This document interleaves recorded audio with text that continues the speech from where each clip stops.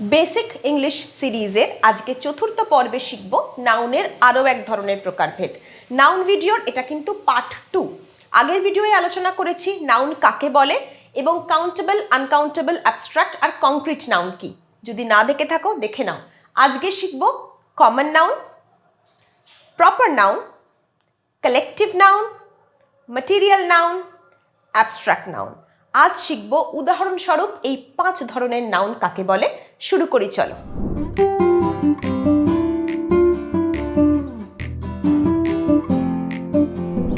প্রথমেই দেখব common noun কি। কমন শব্দের অর্থ সাধারণ। কমনের মধ্যে একটা সাধারণ ব্যাপার রয়েছে, মানে বিশেষ কিছু না। একই জাতীয় প্রাণী, বস্তু অথবা শ্রেণীকে আমরা কমন নাউনের মধ্যে ধরব। উদাহরণ দেখি চলো। Some young boys are playing in the field. The schools are closed this week.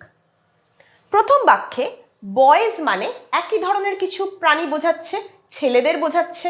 বয়েজটা হচ্ছে কমন নাউন। দ্বিতীয় বাক্যে স্কুলস অনেকগুলো স্কুলকে একসাথে একটা শ্রেণী বোঝাচ্ছে, এটা এক ধরনের জিনিস বোঝাচ্ছে, তাহলে স্কুলসটা হচ্ছে কমন নাউন। এরপর শিখব প্রপার নাউন কাকে বলে। প্রপার শব্দের অর্থ নির্দিষ্ট। প্রপার নাউন মানে হচ্ছে কোনো নির্দিষ্ট ব্যক্তি, বস্তু, প্রাণী অথবা এই ধরনের জিনিস বোঝাচ্ছে। উদাহরণ দেখি চলো। Droupadi Murmu is the president of India. এখানে দেখো আমি একটা নির্দিষ্ট ব্যক্তির নাম বললাম দ্রৌপদী মুর্মু, একটা নির্দিষ্ট দেশের নাম বললাম ইন্ডিয়া।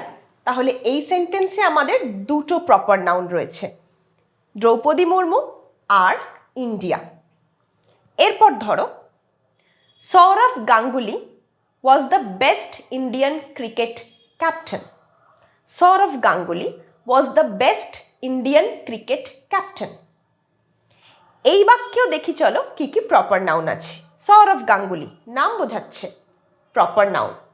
এছাড়াও একটি বিশেষ খেলা বোঝাচ্ছে এই সেন্টেন্সে, ক্রিকেট, এটাও প্রপার নাউন। তাহলে বুঝতে পারলে কমন নাউন আর প্রপার নাউনের পার্থক্য কোথায়। কমন নাউনের ক্ষেত্রে একটা শ্রেণীর অন্তর্গত জিনিস বোঝাচ্ছে, প্রপার নাউনের ক্ষেত্রে একটি নির্দিষ্ট জিনিস বোঝাচ্ছে।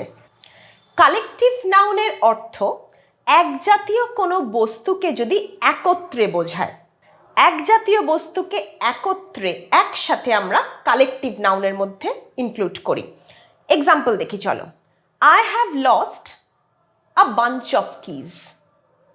তাহলে চাবির গোছাকে একসাথে আমি আ বাঞ্চ অফ কিজ বলছি, তাহলে আ বাঞ্চ অফ কিজ হচ্ছে collective noun. A Galaxy of stars is visible in the clear night sky. A Galaxy of stars is visible in the clear night sky. Galaxy of stars মানে এক গুচ্ছ তারা।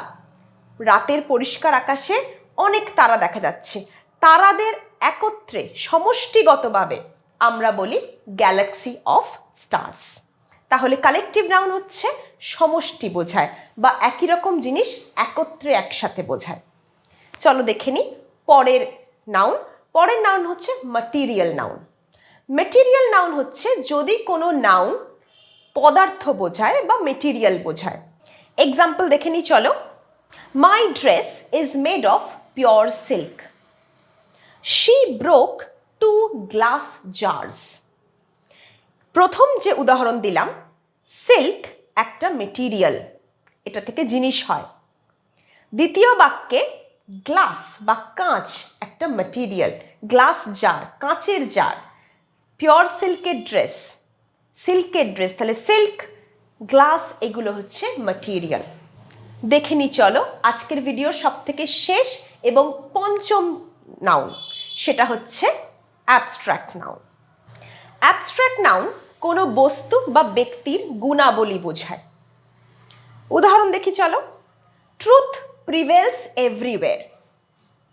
প্রিভেলসের বাংলা হচ্ছে বিরাজমান, সত্য সর্বত্র বিরাজমান। Truth abstract noun.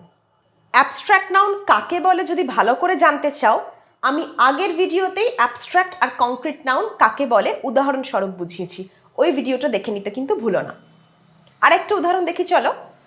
He is known for his kindness, দয়া, সে দয়ার জন্য পরিচিত। তাহলে কাইন্ডনেস বা ট্রুথ, সত্য, এইগুলোকে আমরা পঞ্চ ইন্দ্রিয়ের মাধ্যমে কিন্তু ছুঁতে পারি না, দেখতে পারি না, শুনতে পারি না বা টেস্ট করতে পারি না। তাহলে এই ধরনের নাউনকে আমরা বলবো অ্যাবস্ট্রাক্ট নাউন।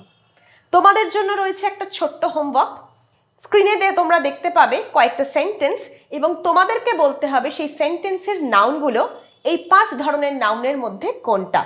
তোমরা আমাকে উত্তর জানাবে কমেন্ট বক্সে, ভালো লাগলে লাইক করবে, শেয়ার করো বন্ধুদের সাথে, আর যদি কোনো সাজেশনস থাকে, যদি কোনো টপিক আগে শিখতে বা জানতে চাও, কমেন্ট বক্সে জানিও।